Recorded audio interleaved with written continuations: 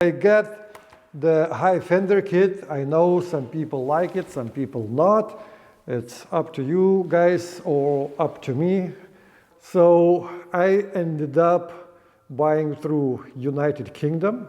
It was pretty expensive, and this turned out for me with sending about 400 British pounds, which is pretty expensive. New tool for its lighter stuff for my front and rear axle nuts, but they give you the fender and the fork guards. These fork guards, they require some cutting a little bit, but you know, like a lot of people just like, you know, crying over the internet why it's not complete, it's just like so hard and everything. There are some different high fender kit options if you want to, but since I got it from UK, they put everything completely together and sending it over. I still had to cut it, but you know, that's just a joke. To cut it is just nothing. When I had to install it, it was a little worse. I'm going to the high fender kit. So this one is coming from Camel Adventures. Let's do that. Let's do that, guys. Then we take our splash guard. And we will be making something going like this. That will protect even radiator from splashing extra. We will have it tied like this. And then we have a system over here with an 8 spanner. I want to open up that one because after that it should hold. Actually, it's pretty clean, so I don't think I need to change my brake fluid as well. I don't think so. That would have been much easier with my wheel removed, but I'm not planning to do that. So we'll stay like this. I'm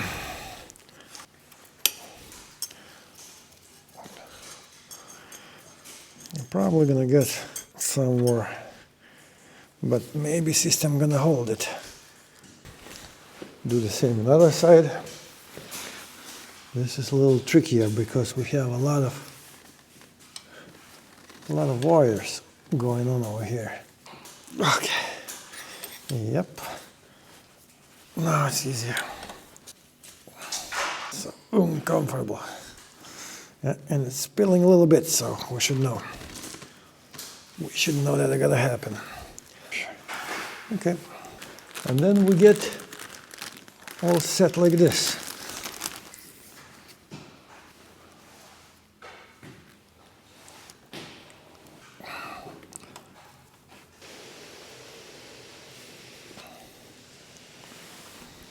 Now we have the bracket to put over here, and then we will see how it's gonna work. Then, like you see, this one's gonna have a lot of room right now. That's very nice. And of course I have this one tightened up. I know it's not, the brake fluid not gonna run out. And it's good, it's gonna be much easier for me when I'm gonna have to bleed the brakes. So I'm not gonna show you how to install this Fender kit because you can watch it much better in the Camel Adventure YouTube channel. So I don't see no point for me showing that for you. So I'll just try to do that because it will take for me some time because I'm gonna need to follow the YouTube and then doing myself. So I'll try doing that, but I will show you the final result, how it looks. So I hope I'll see you in a few seconds. That's how it looks. I don't know, can you see it very good from the stationary camera, but I'll show you with another one camera. So, pretty much everything done. I like the way it looks. I like the concept. Feels pretty sturdy, but my God, I don't want to do it one more time. So, if I'm gonna need to do the conversion back, that's gonna be a little bit painful. I hope I'm not gonna need to do that. It was a little tough when I had to put the plate in there, the main one, because sometimes the screws not going very easy in there. So I have to, play a little bit, not that easy as you think, but that's okay. If I manage to do it, then you can do it yourself. By the way, I wanted to say some things about the light protection over here. This one I have from last year. I got it from AliExpress. And I was ordering without this one. I got with the DesertX. This part is just not painted at all and going to start rusting right away. But I applied some ICF 50, some special rust inhibitor or whatever it's called. I'm not sure, but a rust proofing material, and it just like a dream. Nothing else happened over there. What else did they put? That's a Motos, I don't know, can you see it? But the Motos Traccionar GPS tires, front and rear, as you see. Since this year I'm not planning to do any off-roading or something like this, so that should be good for me for this year. And I think they're gonna last about 15,000 kilometers. I'm not 100% sure, but I think they are pretty tough tires and they can go forever. Since I'm in the garage and we're talking, let me say about Dab Rabbit sticker kits. They have a lot of different sticker kits, and I think they look pretty cool, but nobody speaks about one thing, and I don't know why. If you would look very good, you see, I put that like 2 winters ago, but in the summer it shrank so much. And when you look at it, look, it was all the way up to here. And look how much did it shrink. And when it shrinks, the gaps get bigger, they get bigger and bigger, because this one was almost connected together. It was like maybe 2 millimeters. Right now probably I have like about 3.5 millimeters gap over here. And that happens everywhere. You see this over here, and over here it was with the line like this, and it just turned out it's just much bigger gap. You can see it very good where it's dirty over here, because if you see where it's dirty, that's where the sticker glue was. And you see how much it changed. So here, you can see here very good as well. Very strangely, nobody is talking about that when you applying the sticker, so on your bike, it's gonna change. It's not gonna look very, very pretty. So be careful, like if you buying dark colors of the stickers, because underneath is white. Like right now, for me, you cannot see that much from far away, but when you're gonna be close, you will see it, and you will see that it's dirty. I need to just try to remove it with some kind of with some kind of glue cleaning stuff, but I'm not sure what am I gonna get for it. So, but we will see. What else did I put on my bike? Oh my God, how people read this name, I don't know. It says Vanna, S-C-H-E. Vanashi? Vanashe? I don't know, Vanashi. But I bought these and I installed it. I can put, like I will show you how like I did it and everything. Difference in the size. Quite big.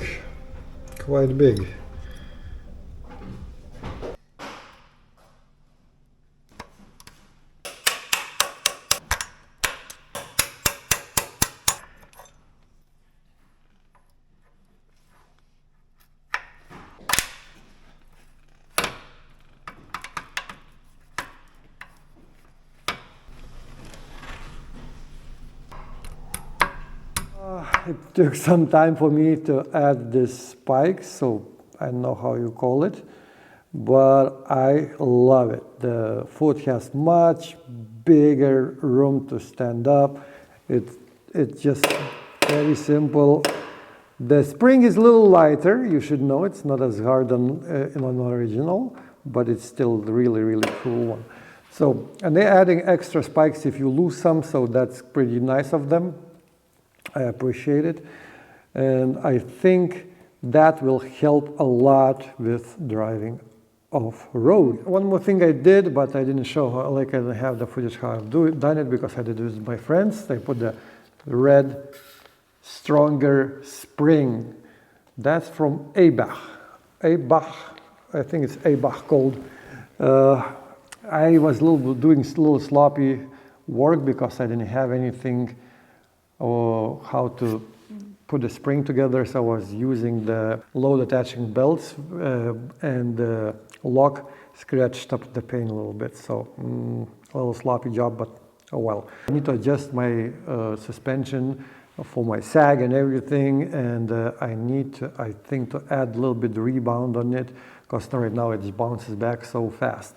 But I know this original Ducati's rear shock is not the best, as long as I've heard, but you know, I think it's still going to be better than before because I was really bottoming a lot. Now I will see how it's going to be. I hope it's going to be a little bit better. And now I have another one thing which one I purchased and I want to add it up, and that will be a bash plate. I remember last year somebody asked, like, do I need a bash plate, you know, or do I put on my bikes new bash plates, like stronger bash plates? No, I don't. I usually ride with these like the way they are, but because I just ride just mild things, like, you know, mild off-road or mostly roads. But for not this year, for the next year, I'm planning some big trip.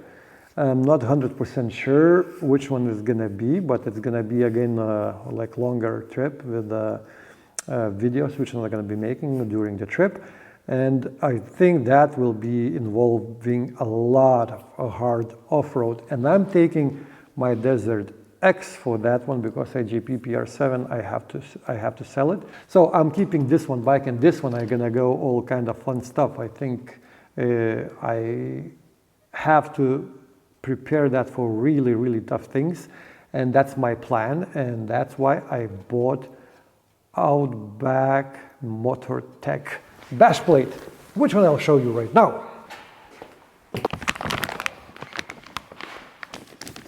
This stuff is heavy, guys. This stuff is really heavy.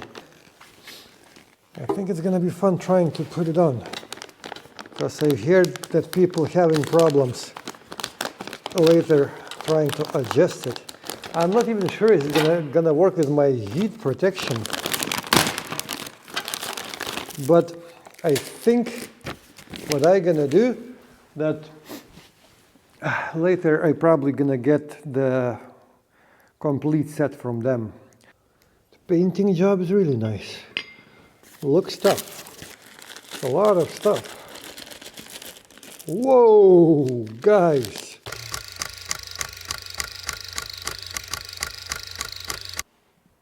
So after watching the video, I see that I have a problem. And the problem is big, because this bash plate is worthless with whatever I have over here. I cannot mount it. I'm missing a lot of brackets. They sent me a bracket which one goes inside over here. I mean, I can put it together. It's just simple as that. It just goes like this in here, and then it goes inside here. It's not, I cannot mount it. I just can't. I cannot mount it because I don't have the rest of the brackets. And I wonder now, since I buy only this, am I supposed to get my brackets as well? Or I need to buy all system to get brackets? I don't know. I don't know. So this part is done. Oh well, I think I have enough material, guys, to put for you, so you can just, you know, bear with me and see what's happening with my bike. It's a lot of different things still coming. A lot of different things. But thank you for watching. Thank you for subscribing, and I'll see you next time in the garage, I guess.